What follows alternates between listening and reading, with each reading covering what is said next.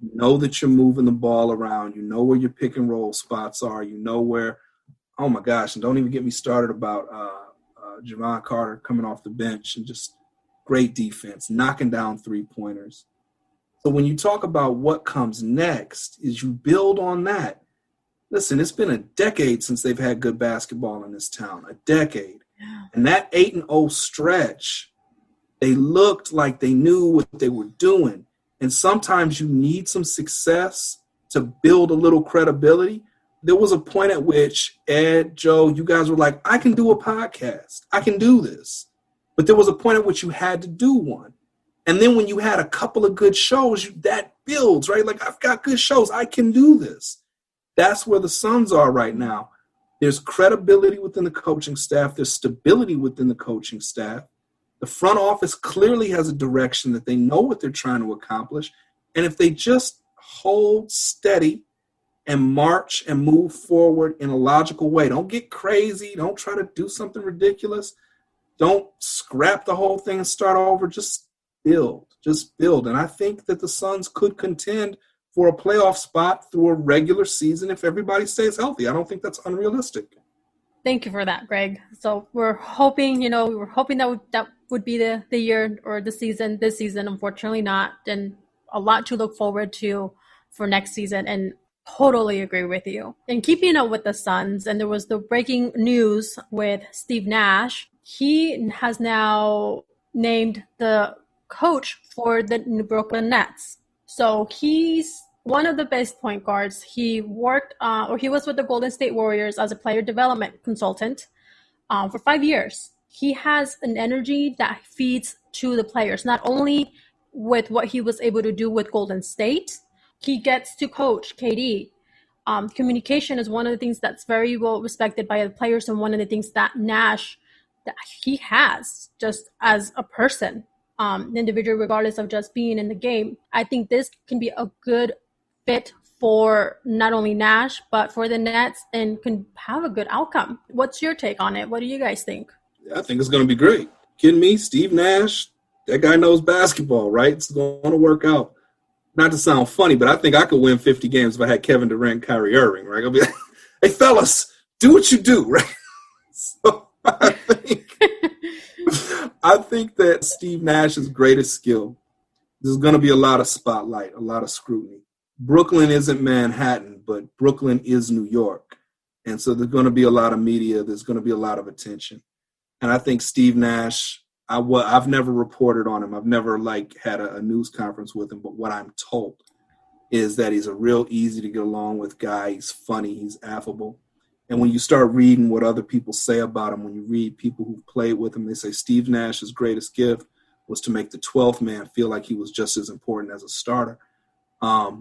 And I think that that's really important, because it comes down to a certain point with basketball where it's less about the X's and O's. Mark Stein wrote about this in his newsletter today, and I happen to agree with the take that he laid out, Mark Stein of the New York Times.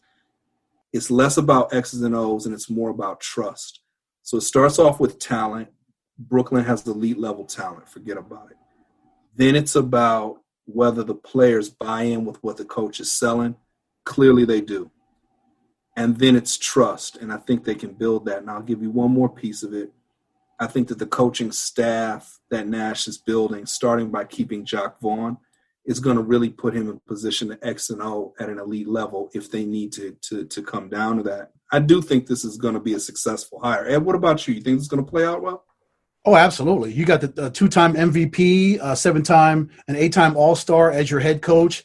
KD and Kyrie Irving both bought into this and signed off on this. Yeah. And, of course, it has something to do with Sean Marks and Steve Nash playing together when they were here. They played together for a couple of years. So that relationship continued on, and clearly that helped Steve Nash get the job. But I think Nash is going to come in, like you said, it is more about trust. It is more about those guys seeing what Steve Nash is. They know what Steve Nash is and what he did over his career. And he's earned that trust, earned that respect. And I think he's going to go in that locker room. He's going to galvanize those guys together. I know this wasn't the best year for them, even though they went down to the bubble. And they played well, considering all the personnel losses they had there. And I agree with you again, Greg. Jacques Vaughn is going to be a fantastic keep there for Steve Nash, somebody he can kick around ideas off of and a guy he can lean on when times get tough, because Jacques Vaughn has that coaching experience that Steve Nash does not. So when the going gets tough, he can lean on Jacques and say, okay, bro, I mean, what are we doing right now? We're in the midst of a losing streak. This is not a good road trip.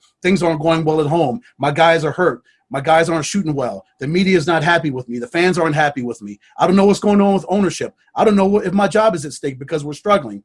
And even when things are going good, he can still rely on Jacques and the rest of his coaching staff to say, hey, things are going well. What do we have to do to continue to keep things going well? You know what, though?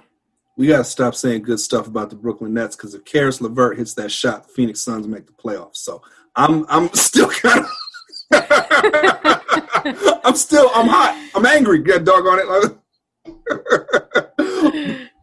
I think that with Brooklyn being able to come down to the bubble without their stars, the secondary guys got a chance to grow together, to develop together, and now all of a sudden you'll have a secondary unit that really functions well. They know what they're capable of. They know what they can do. I don't know. I think Brooklyn's going to be a team to watch. Forget about it. They're going to be terrific next year. Kicking off here in just a couple of days is DeAndre Hopkins has landed a deal with Arizona Cardinals. 2-year extension worth $54.5 million. And just to add to this, he did the deal, which is amazing. I'm just elated to see him as part of the Arizona Cardinals and to join Fitzgerald. Greg, when you get a talent like that, DeAndre Hopkins, this is a once-in-a-generation talent that you get to come here that will hopefully make the transition to Larry Fitzgerald retiring that much easier for the Arizona Cardinals. Because we know it's going to come. Not retiring Larry Fitzgerald. That is not going to happen. Larry Fitzgerald is going to play till he's 50. All right, and he's going to be a high productive guy the entire time. We are not retiring Larry Fitzgerald. Also, he's playing for another 13 more years. Yes. So he's going to play for 29 years for the Cardinals. That's what I'm talking about. Ed. Listen, I know it's fantastical. I know it's completely unlikely. But I happen to revel in my ability to be the voice of the fan. And as a fan, I want to see that guy play until I don't have eyes anymore. This is not about what's best for Larry. This is not about what's best for the Arizona Cardinals. This is about what's best for us. And we want to see I feel you, Greg. Oh, yeah. I would love to have him play until he's 65 years old. And, of course, he'd be in the best shape of any 65-year-old at the time. Ever. He'd be the most in-shape 65-year-old ever, because that's what Larry does. True. But the sign that the Cardinals – I don't like the fact that DeAndre did the deal on his own. That shows to me how much he really wanted to be here, that how much he really values the Arizona Cardinals, that he says, okay, let's go to the table. Let me sit down with you, and let's hash this thing out. Let's negotiate this. I don't need an agent. We can take care of this on our own. Mr. Bidwell, let's sit down and talk. Steve, Mr. Bidwell, Mr. Khan, let's sit down and talk. Let's talk numbers, and let's hash out some numbers, because I want to be with the Arizona Cardinals for a long time. I see where this organization is going, and I want to be a part of it for at least the next 4 or 5 years. So let's make this deal get done. And again, for having one of the best wide receivers in all of football, it shows that the Cardinals are serious about what they want to do. Again, they signed Budda Baker to a $60 million deal. Now they signed DeAndre to a $54.5 million deal. You have to spend money on the talent that you have if you want to keep them there, and you want to show the National Football League and any other free agent that's looking at the Arizona Cardinals that may be on the fence on, do I want to go play for the Cardinals? I know Larry's there, and the weather's out there is great, and the stadium is great, but do I really want to go there? How stable is this organization? For them to sign Budda Baker and DeAndre Hopkins, lock them into big money, shows any free agent that wants to play for the Arizona Cardinals that, maybe I need to take a look at them in the offseason. Maybe I should go play for the Cardinals. This is a team that's on the rise.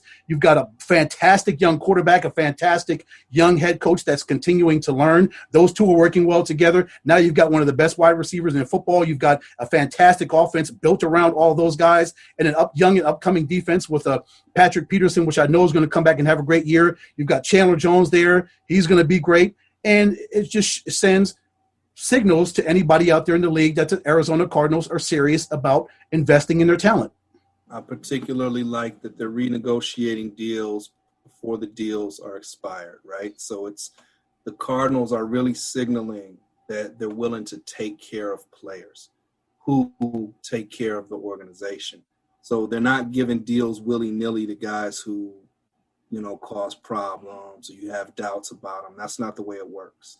But you get a guy like Budda Baker, he gets an extension before his deal expires. A guy like DeAndre is able to negotiate it without an agent. That speaks to a level of trust there. I really like the reputation that the Cardinals are forging by doing things that way. That to me, if I were looking around the league, I'm a good young player. I want to know that the organization is going to value me as much as I would put into it, right? As opposed to one of those front offices that's like, oh, you signed the contract, you're going to play out every letter of this. It's not the way it should work, because the NFL is so volatile. Things move so quickly. Guys should have an opportunity to renegotiate based on overperformance. And I think that Hopkins is an ideal candidate for that. I just cannot wait to watch this offense. I've been out at training camp a few times. I've seen them connect a couple times. It looks the way it's supposed to look, right? Kyler is coming into that second season after an Offensive Rookie of the Year season. I'm really eager to see what that step up looks like. The offensive line has stability for the first time in our recent memory in this franchise. I'm trying to keep cool. I'm very, very excited. I'm very eager to watch and see what this is going to look like. This is a good football team. It looks like a good team. Yeah, and there's a lot of excitement, and I know we're trying not to get too overly excited at the same time for many reasons. But here's the thing. This season was different than any other, not only for football, but for all leagues around. With football, with NFL, there was not a preseason. They had a short camp.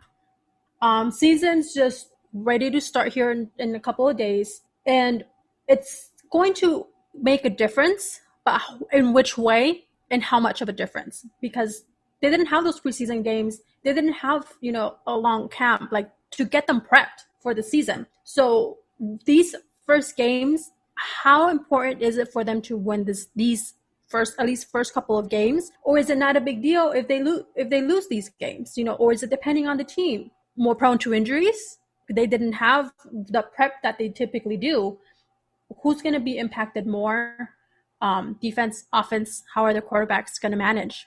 Those are some really smart questions. So the first thing I think is that you remember when Cliff Kingsbury got hired, there was a whole lot of questions about whether this guy should have gotten that job or not, right? He failed at Texas Tech, and next thing you know, he gets hired as the offensive coordinator at USC, but then he never even steps into that job, and now he's the Cardinals coach.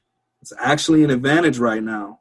He's not an NFL guy. He doesn't need a long training camp. He knows exactly how to get a team prepared without preseason games. The college experience actually plays right into his hands. In terms of how important is it to win early, I mean, given that you're right out the gate with an interdivision game, you got to win your division games, right? We know about the NFL. You can't go counting on a wild card because that can go any kind of way. You got to take care of your business in your division, and so I think that's super important. As for injuries, NFL's the NFL. Guys going to get hurt. Training camp, no training camp. You've had a lot of guys do it a lot of different ways. There's injuries every year. You just got to let that be what it is. Pray to God that everybody stays safe. And you'll have to back me up on this, man. I feel like the advantage goes to the offense. I think the advantage goes to systems that are in place.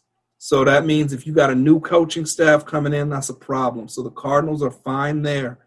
And I think that with not a lot of time for the defenses to gel, not a lot of time for the defenses to have a lot of film to study, I feel like early on, I feel like the advantage is going to be to the offense. You tell me. I agree. You only have 16 games, so I think every game is crucial, Joe and Greg.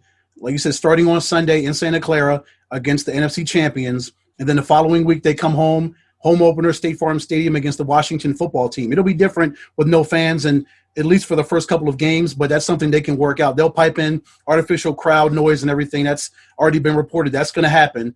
But injuries will happen, Greg, like you said, and hopefully there won't be a big COVID outbreak.